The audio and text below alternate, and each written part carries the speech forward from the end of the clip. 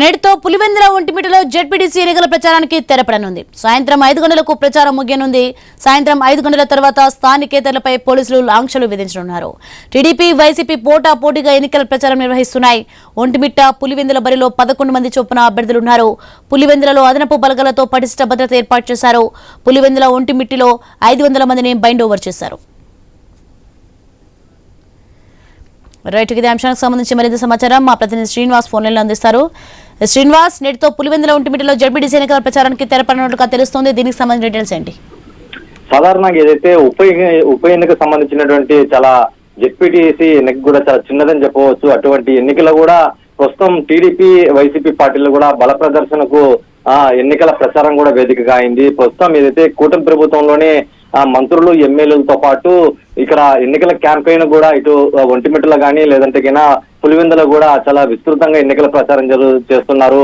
ప్రధానంగా ఏదైతే పార్టీలలోనే వాయిస్ కానీ లేదంటే వైసీపీ పార్టీని ప్రశ్నించే గొంతు వాయిస్ ఉన్నటువంటి నేతల్ని బరువులో దింపుతున్నారు. ముఖ్యంగా పులివెందుల ప్రాంతంలో ఇప్పటికే నంద్యాల జిల్లాతో పాటు ఇక్కడ రాయలసీమ వ్యాప్తంగా ఉన్నటువంటి ఈ 4 జిల్లాలతో పాటు నెల్లూరు అలాగే ప్రకాశం జిల్లాల నుంచి కూడా పెద్ద ఎత్తున మంత్రులు లేదంటే ఎమ్మెల్యేలు కూడా ఇక్కడికి వచ్చి ఎన్నికల ప్రచారంలో పార్టిసిపేట్ చేయడం పట్ల కూడా ప్రజలు కూడా అసలు ఏం జరుగుతుంది, ఒక చిన్న జెడ్పీటీసీ ఉప ఎన్నికకు సంబంధించినటువంటి ఇంత బలబలాలు ప్రదర్శిస్తూ ఇంత ప్రెస్టేజ్ ఎందుకు తీసుకుంటున్నారు అనేది కూడా చాలా ఆసక్తిగా చూస్తున్నారు అని చెప్పవచ్చు.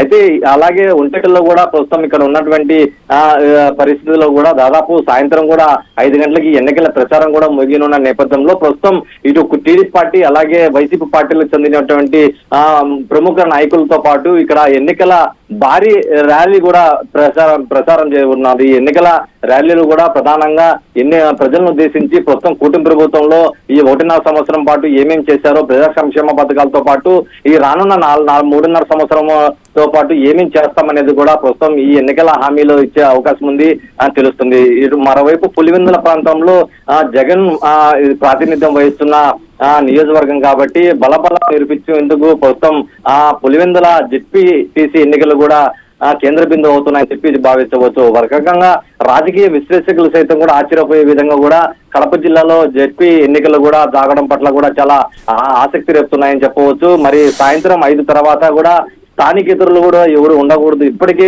ఇతర జిల్లాల నుంచి కూడా పెద్ద ఎత్తున ఎన్నికల క్యాంపెయిన్ ఇటు టీడీపీ కానీ లేదంటే వైసీపీ పార్టీకి చెందినటువంటి ప్రముఖులు క్యాడర్ కూడా ఇక్కడే మకాం వేసి ఇక్కడ ఎన్నికల ప్రచారం జరుగుతుంది. దాదాపు 10 రోజుల నుంచి కూడా ఈ ఇరువురు జెడ్పీటీసీ ఎన్నికల్లో భాగంగా కూడా విస్తృతంగా ఎన్నికల ప్రచారం చేస్తున్నారు. ప్రధానంగా ఓ పక్క వైసీపీ పార్టీకి చెందినటువంటి ప్రజాప్రతినిధులతో పాటు ప్రముఖులు కూడా ఇప్పటికే మీడియా ముఖంగా కూడా టీడీపీ పార్టీని కూడా ఇరుకుని పెట్టే ప్రయత్నాలు చేస్తుంది. దానికి దిట్టంగానే ప్రస్తుతం కూటమి ప్రభుత్వంలోనే ఇటు ఎంపీలు అలాగే ఎమ్మెల్యేలు, మినిస్టర్లు, ఎమ్మెల్సీలు సైతం కూడా తీవ్రంగా ప్రతిఘటిస్తూ ఈ ఎన్నికల్లో కూడా చాలా ప్రెస్టేజ్ తీసుకోవడంతో అసలు ఒక పక్క పులివెందుల ప్రాంతంలో 10,000 ఓట్లు ఉంటే మరోవైపు ఒంటిమిట్ట సంబంధించి 24,000 ఓట్లు ఉన్నాయి. ఒక పక్కగా బలబలాలు నిరూపించేందుకు ప్రస్తుతం ఈ ఇరువురు పార్టీల నడుమనే తీవ్రంగా ఉండే అవకాశం ఉందని చెప్పవచ్చు. అయితే గెలుపోటములు ఎవరికి దక్కుతాయి అనేది కూడా ప్రస్తుతం ఓటర్లు కూడా చేతిలో ఉన్నది భావించవచ్చు. అయితే గత వైసీపీ ప్రభుత్వంలో 5 ఏళ్ల పాటు పరిపాలన ఏ విధంగా ఉంది, ప్రస్తుతం కూటమి ప్రభుత్వంలో 14 నెలల కాలం పరిపాలన ఏ విధంగా ఉండేది కూడా అంచనా వేస్తే వారు వన్ సైడ్ గా ఉండే అవకాశం ఉంది. లేని పక్షంలో కూడా ప్రస్తుతం కూటమి ప్రభుత్వంలోనే కొనసాగేందుకు కూడా మరో అవకాశం ఇస్తారు. ఎందుకంటే ఇప్పటికీ కూడా 2 స్థానాలు కూడా వైసీపీ పార్టీ నుంచి కూడా అక్కడ గెలవడం జరిగింది 2021లో. ప్రస్తుతం అక్కడ ఖాళీ ఏర్పడటంతో ప్రస్తుతం టీడీపీ కూడా గట్టి పోటీ ఇస్తుంది. ఈ నేపథ్యంలోనే ఇరువురు స్థానాల్లో కూడా ఒక పక్క టీడీపీకి గెలుచుకుంటే ఈ 4 ఏళ్ల పాటు కూడా ప్రస్తుతం వైసీపీ పార్టీకి ఇరుగుని పెట్టే ప్రయత్నంగా భావిస్తూ వస్తున్నారు.